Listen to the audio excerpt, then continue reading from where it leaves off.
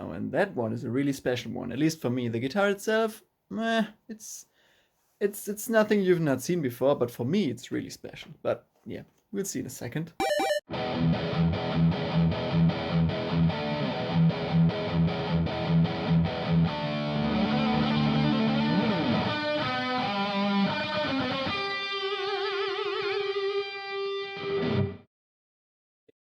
And again, something new, something nice. Okay, so as you can see, and compared to the table, and the hardshell case is quite gigantic. And it also says Gibson on it. So I think 90% of you will already know what's in there. But well, let's take a look at it, will we? Shall we?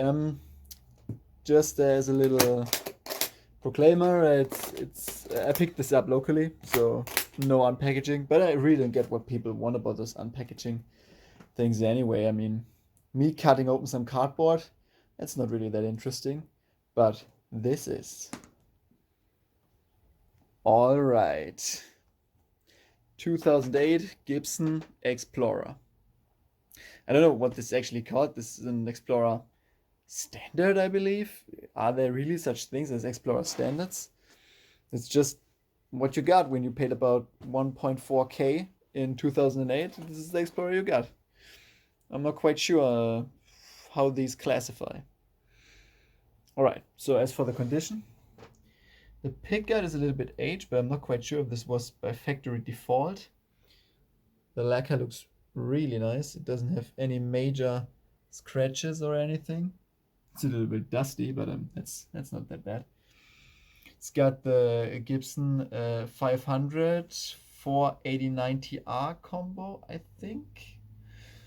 Good pickups, good pickups. Nice neck, well conserved frets, and also very good condition frets. Typical headstock. And let's see what this thing looks like from the back.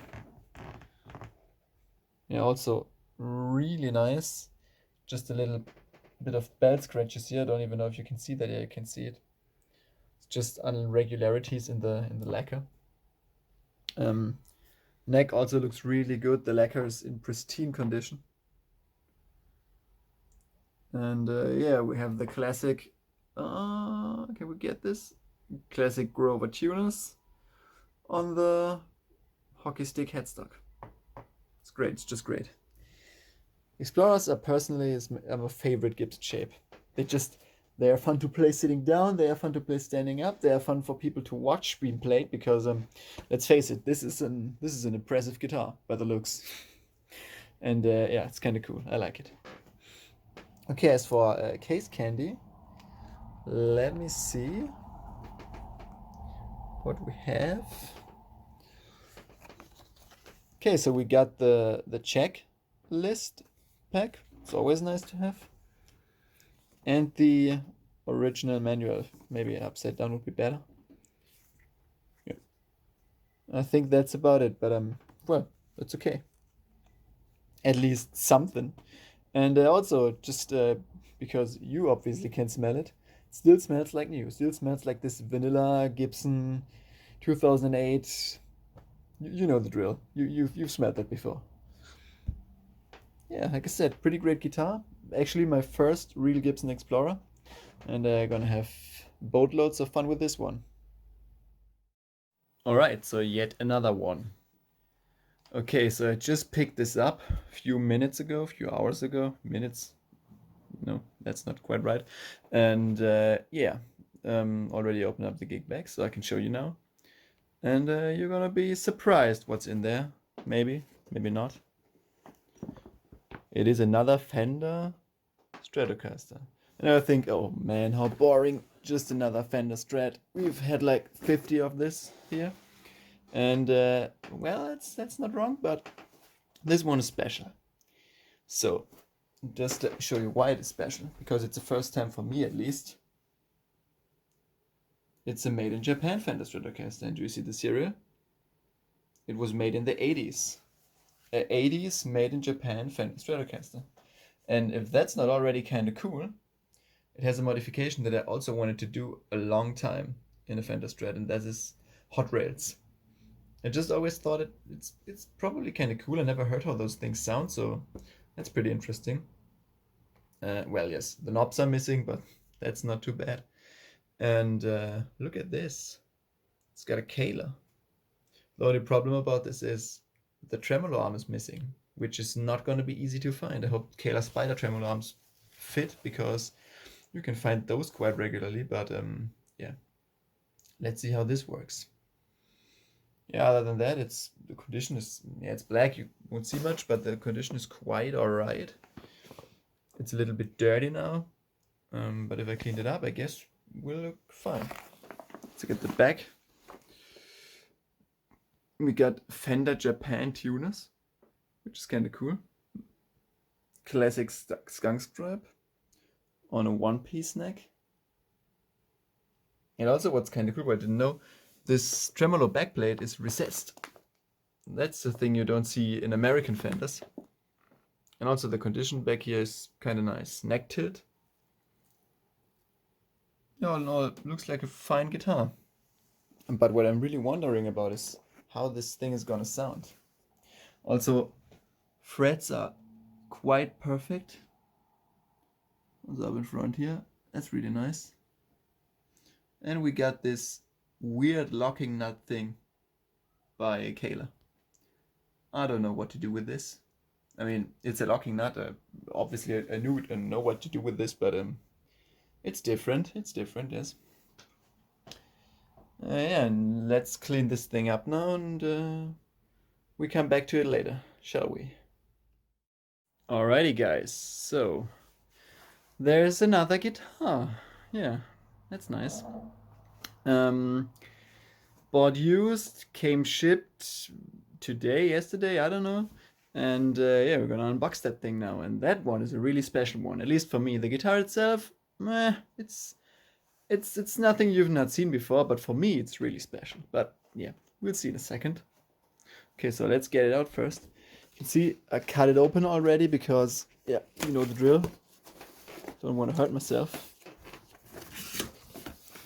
And yeah. Okay, so there it is out of the box. And we can see it's a Fender gig bag. It's officially a Fender Deluxe gig bag. I don't think this thing looks very deluxe, but well, kind of like a Whopper Junior is deluxe in that way of speaking. Well, let's get it unpacked. Maybe the guitar itself. Oh, damn.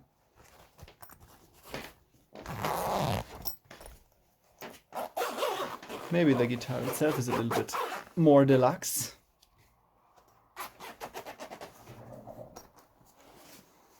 Okay, now what is it? Let me get that out first.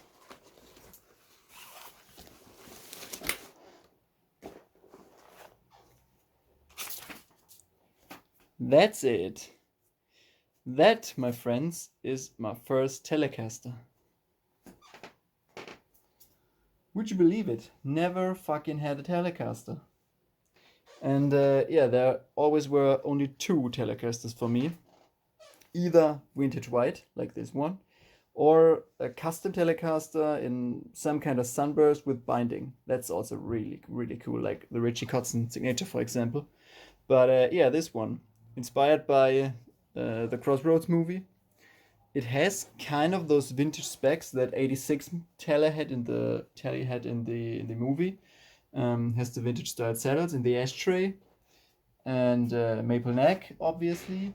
It doesn't have the '70s style Fender logo in black. It's in silver, but yeah. And yeah, what kind of Tele is it?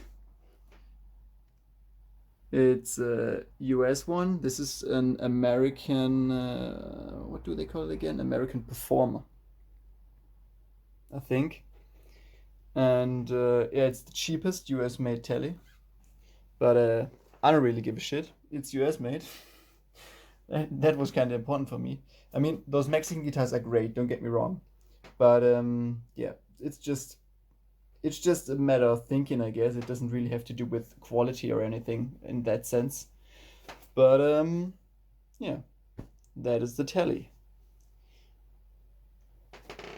Very nice. But is there anything else that came with the Tele? That's also interesting. So let's take a look. Okay, there is something. Ah, yeah, I remember. The seller said he also has a spare black pickguard, and yeah, he just give it to me. Very nice. Would never put this on because look at how gorgeous this looks. But yeah, maybe I'll get a white 2-ply one though, because that would be correct 70 specs. No, late 60 specs, because this is 1-ply, and back then those guitars didn't have 1-ply pickguards. Okay, so what do we have? Fender registration card. That's obviously money stuff, not too important. The owner's manual. And yeah, that kind of seems to be it. No hang tags or something, but yeah, that ain't too bad. Okay, an invoice, but obviously the invoice from the guy who purchased it in the first place. And yeah, that'll be about it.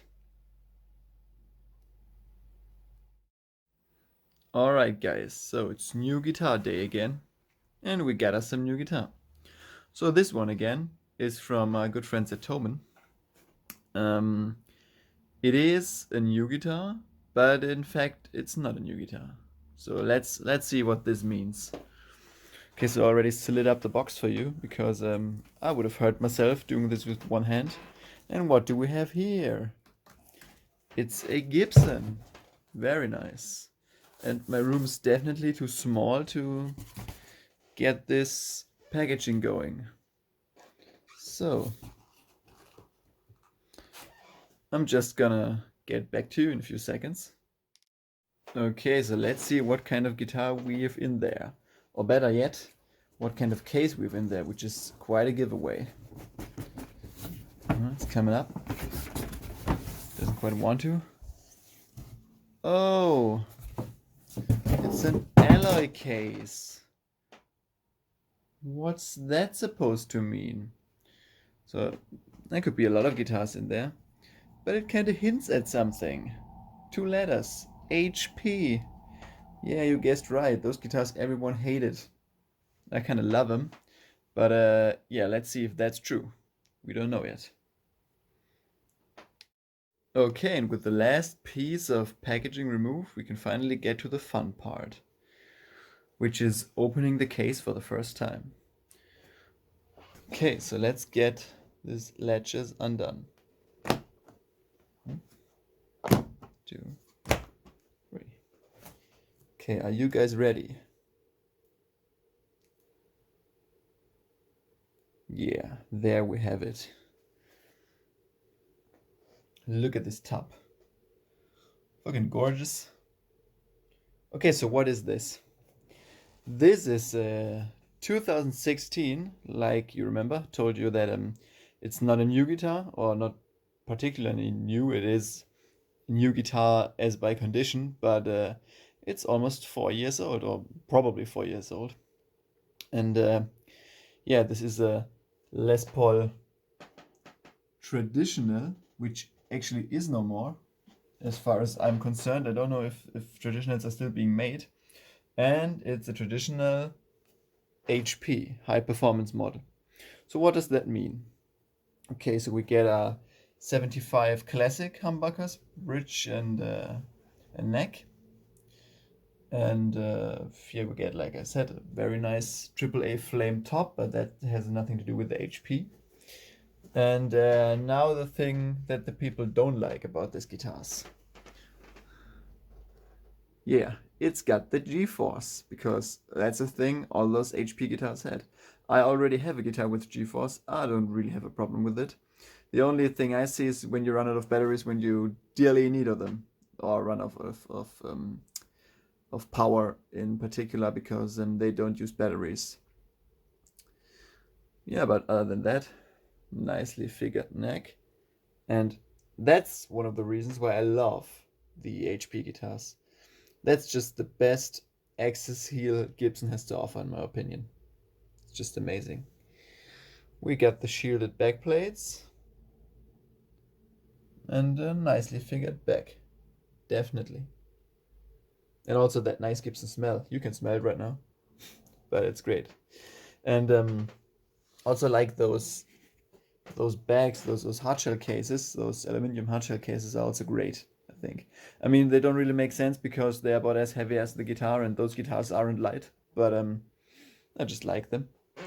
Okay, so let's check out what we have in the additional stuff compartment. So that is the pick guard, which is also, I think, yeah, those pick guards are those snap-on pick guards. It's a 2016 guitar, so we just can take this pick guard and snap it into place in here, which is also very cool. I kind of like this. I think it's cooler than the screw-in variants. We got a cleaning cloth.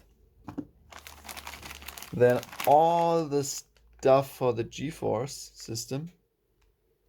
Yeah, that's a lot of stuff. And yeah,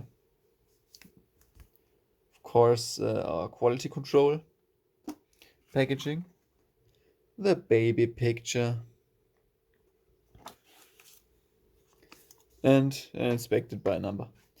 So what I think is actually this guitar is missing some case candy, in my opinion, because I know what amount of case candy you normally get when you buy a Gibson guitar, and that thing is missing some. Like for example the strap, which you usually get, and yeah, the cover on the neck is not here apparently. I mean, I don't give a shit, but yeah, usually you would have this. But yeah, it's not that bad. So, very nice top. That's it for this unboxing, and thanks for watching.